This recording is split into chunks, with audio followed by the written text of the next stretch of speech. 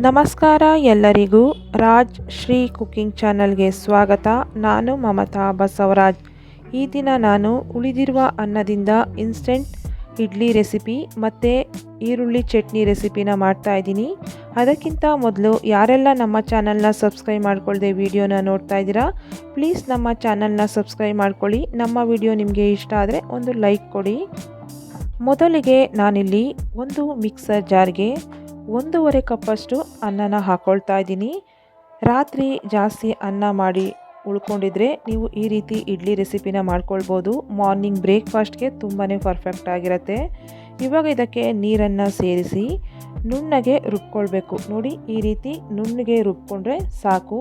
ಇದನ್ನು ನಾನಿವಾಗ ಒಂದು ಬೌಲ್ಗೆ ಹಾಕ್ಕೊಳ್ತಾ ಇದ್ದೀನಿ. ತುಂಬಾ ಕ್ವಿಕ್ಕಾಗಿ ಸಿಂಪಲ್ಲಾಗಿ ಈ ಇಡ್ಲಿ ರೆಸಿಪಿನ ಮಾರ್ನಿಂಗ್ ಬ್ರೇಕ್ಫಾಸ್ಟ್ಗೆ ಮಾಡ್ಕೊಳ್ಬೋದು. ಇವಾಗ ನಾನು ಇದನ್ನು ಒಂದು ಬೌಲ್ಗೆ ಹಾಕಿ ಎತ್ತಿಟ್ಕೊಳ್ತಾ ಇದ್ದೀನಿ. ಈ ಕಡೆ ನಾನು ಒಂದು ಪ್ಯಾನ್ನ ಬಿಸಿ ಮಾಡಲು ಇಟ್ಕೊಂಡಿದ್ದೀನಿ. ಇದಕ್ಕೆ 1 ಸ್ಪೂನಷ್ಟು ಎಣ್ಣೆನ ಹಾಕ್ಕೊಳ್ತಾ ಇದ್ದೀನಿ. ಎಣ್ಣೆ ಸ್ವಲ್ಪ ಬಿಸಿ ಆದಮೇಲೆ 1 ಕಪ್ಪಷ್ಟು ಚಿರೋಟಿ ರವೆನ ನಾನಿಲ್ಲಿ ಹಾಕ್ಕೊಳ್ತಾ ಇದ್ದೀನಿ. ಚಿರೋಟಿ ರವೆ ಬದಲು ನೀವು ಬಾಂಬೆ ರವೆನೂ ಕೂಡ ಹಾಕ್ಕೊಳ್ಬೋದು, ಅಂದರೆ ನಾರ್ಮಲ್ ಉಪ್ಪಿಟ್ಟು ರವೆನ ಕೂಡ ಹಾಕ್ಕೊಳ್ಬೋದು. ಮೀಡಿಯಮ್ ಫ್ಲೇಮ್ನಲ್ಲಿ ಇವಾಗ ನಾನು ಸ್ವಲ್ಪ ಘಮ ಬರೋವರೆಗೂ ರವೆನ ಫ್ರೈ ಮಾಡ್ಕೊಳ್ತಾ ಇದ್ದೀನಿ. ತುಂಬ ಜಾಸ್ತಿ ರೋಸ್ಟ್ ಮಾಡ್ಕೊಳ್ಳೋದೇನು ಬೇಡ, ಸ್ವಲ್ಪ ಘಮ ಬರೋವರೆಗೂ ರವೆನ ಫ್ರೈ ಮಾಡಿಕೊಂಡ್ರೆ ಸಾಕು.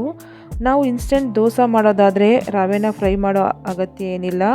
ಇಡ್ಲಿ ಮಾಡ್ತಿರೋದ್ರಿಂದ ರವೆನ ನಾವು ಫ್ರೈ ಮಾಡಿ ಹಾಕ್ಕೊಳ್ಬೇಕಾಗತ್ತೆ. ಯಾಕಂದರೆ ಇಡ್ಲಿ ನಾವು ಹಬೆಲಿ ಬೇಯಿಸೋದ್ರಿಂದ ಹಸಿ ವಾಸನೆ ಬರುತ್ತೆ. ಅದಕ್ಕೋಸ್ಕರ ನಾವು ರವೆನ ಫ್ರೈ ಮಾಡಿ ಹಾಕ್ಕೊಳ್ಳೋದ್ರಿಂದ ಇಡ್ಲಿ ತುಂಬ ಚೆನ್ನಾಗಿ ಬರುತ್ತೆ. ಇವಾಗ ನೋಡಿ, ಇಷ್ಟು ಫ್ರೈ ಮಾಡ್ಕೊಂಡಾದಮೇಲೆ ಇದು ಪೂರ್ತಿ ತಣ್ಣಗಾದ್ಮೇಲೆ ನಾವು ರುಬ್ಕೊಂಡಿರುವಂತಹ ಅನ್ನದ ಜೊತೆ ನಾನು ಇದನ್ನು ಹಾಕ್ಕೊಳ್ತಾ ಇದ್ದೀನಿ.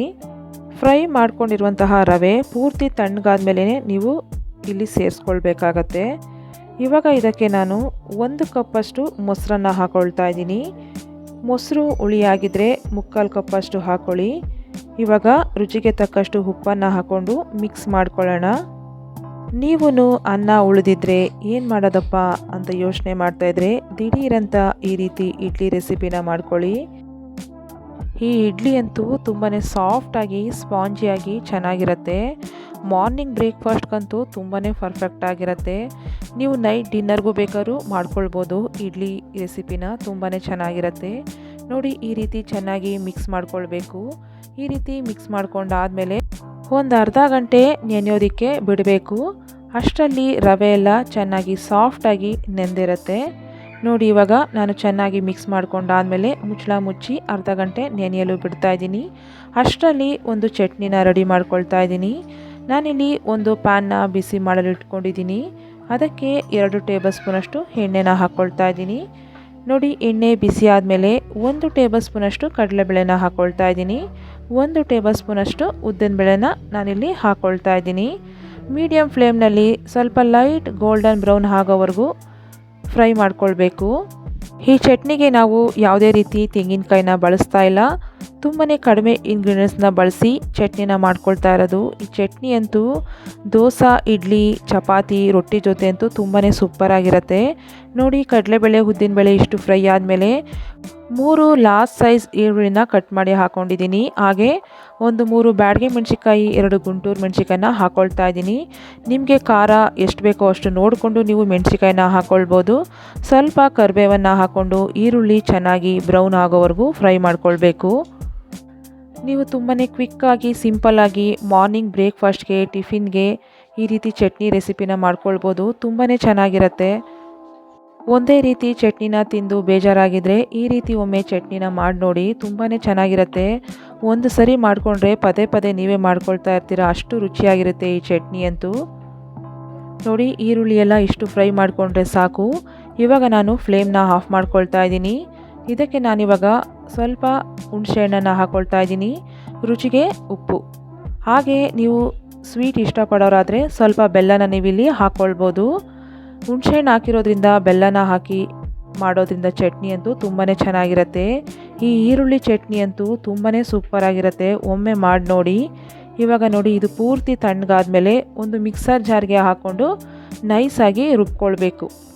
ಈಗಾಗಲೇ ನಮ್ಮ ಚಾನಲ್ನಲ್ಲಿ ಹಲವು ರೀತಿಯ ಚಟ್ನಿ ರೆಸಿಪ್ಸ್ನ ಅಪ್ಲೋಡ್ ಮಾಡಿದ್ದೀನಿ.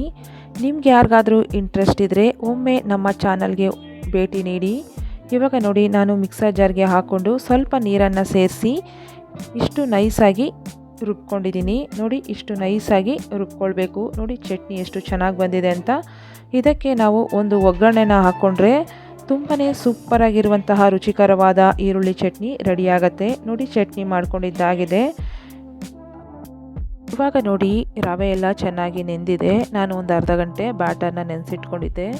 ಈಗ ನಾನಿಲ್ಲಿ ಒಂದ್ಸರಿ ಸರಿಯಾಗಿ ಮಿಕ್ಸ್ ಮಾಡ್ಕೊಳ್ತಾ ಇದ್ದೀನಿ. ನಿಮಗೆ ಬ್ಯಾಟರು ಗಟ್ಟಿ ಅನಿಸಿದ್ರೆ ಸ್ವಲ್ಪ ನೀರನ್ನು ಹಾಕ್ಕೊಂಡು ಇಡ್ಲಿ ಬ್ಯಾಟರ್ ಅದಕ್ಕೆ ಮಿಕ್ಸ್ ಮಾಡ್ಕೊಳ್ಳಿ. ನನಗೂ ಇಲ್ಲಿ ಸ್ವಲ್ಪ ಬ್ಯಾಟರು ಗಟ್ಟಿ ಅನ್ನಿಸ್ತು, ಅದಕ್ಕೆ ನಾನಿಲ್ಲಿ ಸ್ವಲ್ಪ ನೀರನ್ನು ಹಾಕ್ಕೊಂಡು ಮಿಕ್ಸ್ ಮಾಡ್ಕೊಳ್ತಾ ಇದ್ದೀನಿ. ನಾರ್ಮಲಾಗಿ ಇಡ್ಲಿ ಬ್ಯಾಟರ್ನ ನೀವು ಯಾವ ಕನ್ಸಿಸ್ಟೆನ್ಸಿಲಿ ಮಾಡ್ಕೊಳ್ತೀರೋ ಅದೇ ಕನ್ಸಿಸ್ಟೆನ್ಸಿಗೆ ನೀವು ನೀರನ್ನು ಹಾಕ್ಕೊಂಡು ಮಿಕ್ಸ್ ಮಾಡ್ಕೊಳ್ಳಿ. ಇವಾಗ ನೋಡಿ ನಾನು ಮಿಕ್ಸ್ ಮಾಡ್ಕೊಂಡಿದ್ದಾಗಿದೆ. ನಾವು ಇನ್ಸ್ಟೆಂಟಾಗಿ ಇಡ್ಲಿ ಮಾಡ್ಕೊಳ್ತಿರೋದ್ರಿಂದ ಈನೋ ಅಥವಾ ಸೋಡಾನ ಹಾಕ್ಕೊಳ್ಬೇಕಾಗತ್ತೆ. ನೋಡಿ ಈ ರೀತಿ ಈ ಕನ್ಸಿಸ್ಟೆನ್ಸಿ ಇದ್ದರೆ ಸಾಕು. ನಾನಿಲ್ಲಿ ಅರ್ಧ ಟೀ ಸ್ಪೂನಷ್ಟು ಸೋಡಾನ ಹಾಕ್ಕೊಳ್ತಾ ಇದ್ದೀನಿ. ನೀವು ಸೋಡಾ ಬದಲು ಈನೋನು ಕೂಡ ಹಾಕ್ಕೊಳ್ಬೋದು. ಇವಾಗ ಸ್ವಲ್ಪ ನೀರನ್ನು ಹಾಕ್ಕೊಂಡು ಬ್ಯಾಟರ್ನ ಒಂದ್ಸರಿ ಚೆನ್ನಾಗಿ ಮಿಕ್ಸ್ ಮಾಡ್ಕೊಳ್ಳೋಣ. ಸೋಡಾ ಅಥವಾ ಈನೋನ ಹಾಕ್ಕೊಳ್ಳೋದ್ರಿಂದ ಇಡ್ಲಿ ಫ್ಲಫಿಯಾಗಿ ಸಾಫ್ಟಾಗಿ ಚೆನ್ನಾಗಿ ಬರುತ್ತೆ. ನೀವು ಸೋಡಾ ಅಥವಾ ಈನೋನ ಹಾಕ್ಕೊಂಡಿಲ್ಲ ಅಂದರೆ ಇಡ್ಲಿ ಚೆನ್ನಾಗಿ ಬರೋದಿಲ್ಲ. ಅದಕ್ಕೋಸ್ಕರ ನಾವಿಲ್ಲಿ ಸೋಡಾನ ಹಾಕ್ಕೊಂಡಿರೋದು. ಇವಾಗ ನೋಡಿ ಚೆನ್ನಾಗಿ ಮಿಕ್ಸ್ ಮಾಡ್ಕೊಂಡಾಗಿದೆ. ಇವಾಗ ಇಡ್ಲಿ ಬ್ಯಾಟರು ರೆಡಿಯಾಗಿದೆ. ಈ ಕಡೆ ನಾನು ಇಡ್ಲಿ ಪ್ಲೇಟ್ಗೆ ಎಣ್ಣೆನ ಗ್ರೀಸ್ ಮಾಡಿ ಇಟ್ಕೊಂಡಿದ್ದೀನಿ. ನೋಡಿ ಎಣ್ಣೆ ಅಥವಾ ತುಪ್ಪನ ಗ್ರೀಸ್ ಮಾಡಿ ಇಟ್ಕೊಳ್ಳಿ. ಇದಕ್ಕೆ ನಾನು ಇಡ್ಲಿ ಬ್ಯಾಟರ್ನ ಹಾಕ್ಕೊಳ್ತಾ ಇದ್ದೀನಿ. ಈ ಕಡೆ ನಾನು ಮೊದಲೇ ನೀರನ್ನು ಕಾಯಲು ಇಟ್ಕೊಂಡಿದ್ದೆ ಇಡ್ಲಿ ಪಾತ್ರೆಯಲ್ಲಿ. ಇವಾಗ ಇದಕ್ಕೆ ನಾನು ಇಡ್ಲಿ ಪ್ಲೇಟ್ನ ಇಟ್ಟು ಒಂದು 10ರಿಂದ 15 ನಿಮಿಷ ನಾನು ಇಡ್ಲಿನ ಬೇಯಿಸ್ಕೊಳ್ತಾ ಇದ್ದೀನಿ. ನೀವು 10ರಿಂದ 15 ನಿಮಿಷ ಬೇಯಿಸ್ಕೊಂಡ್ರೆ ಸಾಕು. ಇಡ್ಲಿ ತುಂಬಾ ಪರ್ಫೆಕ್ಟಾಗಿ ಕುಕ್ ಆಗಿರುತ್ತೆ. ನೋಡಿ ಇವಾಗ ಒಂದು 15 ನಿಮಿಷ ಆಗಿದೆ. ನೋಡಿ ಇಡ್ಲಿ ಎಷ್ಟು ಚೆನ್ನಾಗಿ ಬಂದಿದೆ ಅಂತ. ಬಿಸಿ ಇರುವಾಗಲೇ ಇಡ್ಲಿನ ಬಿಡಿಸ್ಕೊಳ್ಳೋಕೆ ಹೋಗಬೇಡಿ. ಸ್ವಲ್ಪ ತಣ್ಣಗಾದ್ಮೇಲೆ ನೀವು ಒಂದು ಸ್ಪೂನ್ ಸಹಾಯದಿಂದ ಈ ರೀತಿ ಇಡ್ಲಿನ ಬಿಡಿಸ್ಕೊಳ್ಬೋದು. ನೋಡಿ ಎಷ್ಟು ಚೆನ್ನಾಗಿ ಇಡ್ಲಿ ಬರ್ತಾ ಇದೆ ಅಂತ. ಈಗಾಗಲೇ ನಮ್ಮ ಚಾನಲ್ನಲ್ಲಿ ಅಕ್ಕಿ ತರಿ ಇಡ್ಲಿ, ರವಾ ಇಡ್ಲಿನ ಅಪ್ಲೋಡ್ ಮಾಡಿದ್ದೀನಿ. ನಿಮಗೆ ಆ ವಿಡಿಯೋ ಲಿಂಕ್ ಬೇಕಿದ್ರೆ ನಾನು ಡಿಸ್ಕ್ರಿಪ್ಷನಲ್ಲಿ ಲಿಂಕನ್ನು ಕೊಟ್ಟಿರ್ತೀನಿ, ಅಲ್ಲೋಗಿ ನೀವು ಚೆಕ್ ಮಾಡ್ಕೊಳ್ಬೋದು. ಇವತ್ತಿನ ಈ ರೆಸಿಪಿ ವಿಡಿಯೋ ನಿಮಗೆ ಇಷ್ಟ ಆಗಿದ್ರೆ ಒಮ್ಮೆ ಟ್ರೈ ಮಾಡಿ ಹೇಗಿತ್ತು ಅಂತ ನನಗೆ ಕಾಮೆಂಟ್ಸ್ ಬಾಕ್ಸ್ನಲ್ಲಿ ತಿಳಿಸಿ. ನಮ್ಮ ವಿಡಿಯೋಗೆ ಒಂದು ಲೈಕ್ ಕೊಡಿ, ಶೇರ್ ಮಾಡಿ, ಸಬ್ಸ್ಕ್ರೈಬ್ ಮಾಡ್ಕೊಳ್ಳಿ. ಹಾಗೆ ಬೆಲ್ ಬಟನ್ನ ಕ್ಲಿಕ್ ಮಾಡಿ.